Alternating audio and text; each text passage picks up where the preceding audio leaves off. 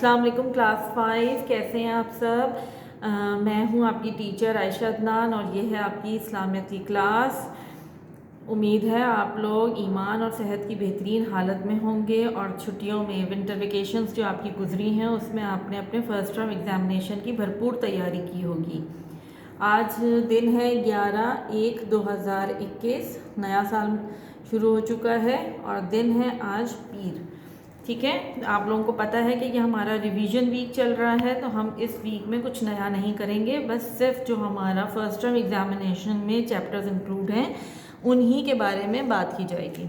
आप लोगों सबके पास जो है वो सिलेबस पहुंच गया होगा इस्लामियत का, और ये भी पता है कि MCQs बेस्ड हैं, उसके सिलेबस के ऊपर लिखा हुआ भी है। हमारे इस्लामियत में 2 चैप्टर्स हैं, दुनिया आखरत की खेती है सबक नंबर 1, और सबक नंबर 2 है अताअत रसूल सल्लल्लाहु अलैहि वसल्लम और उसकी अहमियत। ये 2 चैप्टर्स हैं, इसलिए ये 2 चैप्टर्स रखे गए क्योंकि ये बहुत लेंदी हैं, लंबे चैप्टर्स हैं। ठीक है, और हमने इसको बहुत डिटेल में पढ़ा भी है, समझा भी है, और मुझे उम्मीद है कि आप सबको इसकी अच्छी तरीके से समझ में आई होगी। इसको आप लोगों ने चैप्टर को समझ लिया होगा। आपने करना क्या है कि इन चैप्टर्स की बहुत अच्छी सी रीडिंग करनी है। ठीक है, जो MCQs बेस्ड आपका पेपर है तो उसके अंदर क्या क्या चीज़ें शामिल होंगी, फिल इन द ब्लैंक्स होंगी। ठीक है, खाली जगह पुर करें और सही जवाब मुंतखब करके खाली जगह पुर करनी है, यानी कि चूज़ द बेस्ट आंसर भी होंगे उसके अंदर सही गलत होंगे। ठीक है, एक नई चीज़ उसमें है कि सही गलत के आप लोगों ने सही में तो सही बताना है, लेकिन जो गलत होंगे ना, जो ट्रू फॉल्स जो हम जिसे कहते हैं, जो गलत होंगे सेंटेंस, जुमला जो गलत आप लोगों को लगेगा उसका आपने रीज़न देना है, वजह बतानी होगी कि आपको ये गलत क्यों लग रहा है। अगर आपने चैप्टर अच्छी तरह से पढ़ा हुआ है और आप क्लियर हैं, कॉन्सेप्ट्स आपके जहन में क्लियर होंगे, तो आप आराम से उस जवाब को दे सकते हैं। कोई लेंथी सवाल जवाब नहीं है, बिल्कुल 1 लाइन आपको आंसर देना है। ठीक है, कि अगर हम ये कहते हैं फॉर एग्ज़ाम्पल कि दुनिया आखरत की खेती नहीं है, तो ये सही है या गलत है, तो ये गलत है, तो हम इसका नीचे इसका वजह बताएंगे कि दुनिया आखरत की खेती है। सिंपल, इस तरह से आपने इसका आंसर देना है। ठीक है, और कोई मुश्किल पेपर नहीं है। जिसने भी चैप्टर्स को अच्छी तरह से पढ़ा होगा, रीड किया होगा, दुनिया आखरत की खेती में हमने क्या किया था, मुख्तलिफ आयतों का तर्जुमे भी थे।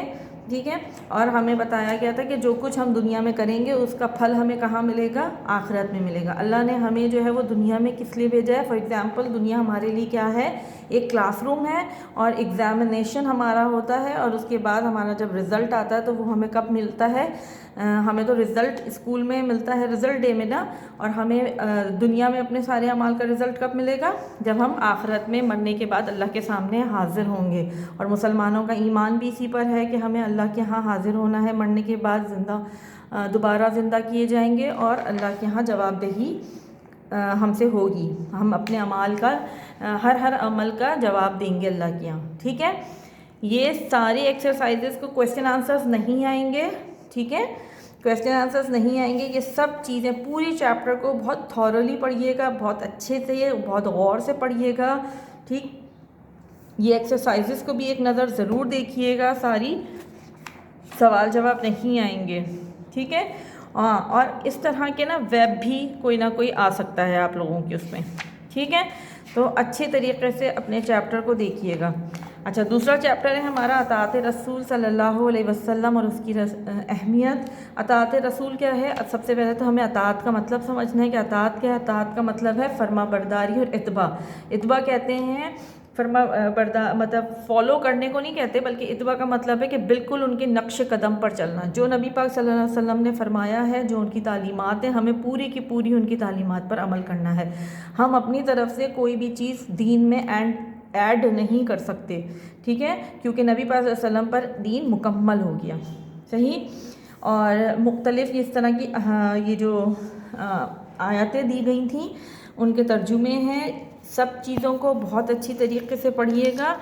नबी पाक सल्लल्लाहु अलैहि वसल्लम की फरमाबरदारी और आप सल्लल्लाहु अलैहि वसल्लम के तालीमात पर अमल करने की कितनी अहमियत है, ये सारी इस चैप्टर में दी गई है और बहुत थॉरोली मैंने आपको पढ़ाया भी था, समझाया भी था और उम्मीद है कि आप लोगों को समझ में भी आया होगा। ठीक है, इसके भी सवाल जवाब नहीं आएंगे। दोनों चैप्टर्स को शामिल करते हुए खाली जगहें फिल द ब्लैंक्स यानी कि ट्रू फॉल्स, सही गलत, और ट्रू फॉल्स की एक अहम चीज़ है कि आपने उसके जो गलत होंगे उनकी वजह बतानी होगी। ठीक है, और सही चूज़ द बेस्ट आंसर्स, वो जो होता है ना कि मुंतखब करना होता है आपको जवाब, उसमें से आपको ऑप्शंस दिए हुए होते हैं, उसमें से आपने जवाब मुंतखब करना होता है। ठीक है, ये सिंपल सा आपका पेपर है, बहुत अच्छे तरीके से पढ़िएगा और उम्मीद करती हूँ कि आप लोगों को इस्लामियत में इंशाल्लाह बिल्कुल भी डिफ़िकल्टी नहीं होगी, कोई प्रॉब्लम नहीं होगी। बाकी कोई भी आप लोगों को मसला हो आप लोग बिल्कुल पूछ सकते हैं, अभी आपके पास टाइम है। नेक्स्ट वीक से आपके एग्ज़ाम्स हो रहे हैं और दो पेपर हो रहे हैं, तो पहले से तैयारी करके रखें ताकि रिवीजन के लिए आपके पास थोड़ा सा टाइम बचे। ओके स्टूडेंट्स, उम्मीद है आप लोगों को समझ में आ गया होगा, रिकॉल हुई होंगी कुछ चीज़ें, कुछ टेंशन की बात नहीं है, ये तो बिल्कुल ही लेंथी पेपर नहीं है, इसमें तो कोई सवाल जवाब आएंगे ही नहीं। ठीक, तो मिलेंगे आपसे अपनी नेक्स्ट क्लास में इंशाल्लाह। अल्लाह हाफ़िज़।